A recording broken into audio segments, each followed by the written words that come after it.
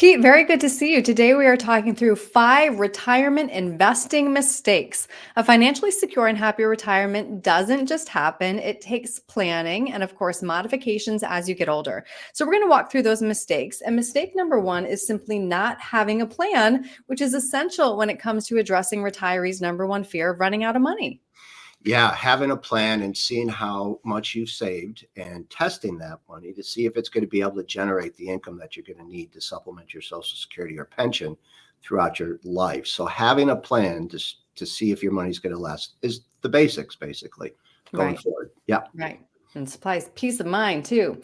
Mistake number two, forgetting to account for inflation. Yeah, this is something that we all forgot about, inflation, and we definitely felt the effects of inflation in the last 2 years, filling up your gas tank, going shopping. And when it comes to your retirement plan, you have to anticipate inflation. Your spending power is going to decrease. So if you're on a fixed income, you're going to feel inflation. So even a moderate inflation rate over a long period of time is going to affect your retirement. So you have to factor that in your retirement plan before going forward. Mistake number three, not working now to create tax-free income in retirement. And why is now the operative word? Yes, now we know that the current tax structure is going to sunset at the end of 2025.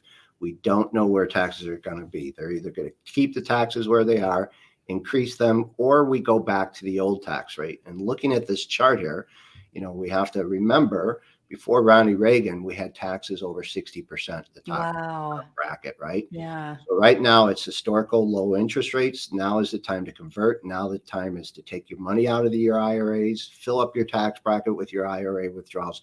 Be prepared for higher taxes in the future. Yes, especially with the government debt where it is right now, 34 trillion, right? Unbelievable. Absolutely. Absolutely. Mistake number four, investing too conservatively, especially if you have a long time horizon. Yeah. Again, current events, short-term interest rates, money markets, CDs are paying over 5%. And it's been 15, 16 years since we've seen rates this high. There's over $5 trillion. There's money going into these accounts, over $5 trillion currently in these money market accounts, CDs. Historically, if you look at the risk premium for stocks, bonds, mutual funds, and other investments, you're going to get a 6% real return above those money market accounts that we've seen. So short term, they look really great. But long term, we're already starting to see interest rates go down. The 10-year treasury has dropped almost 1% in the last month and a half. The market's anticipating lower rates. So yes, this is something that could happen. You say those money markets are good for your lazy money, but don't pull out your invested money and stick it in a money market fund. Very good, right? Very good, right? This is good. If you have money in the bank, we love this. We're actually getting paid for letting the banks use our money. We forgot what that was like.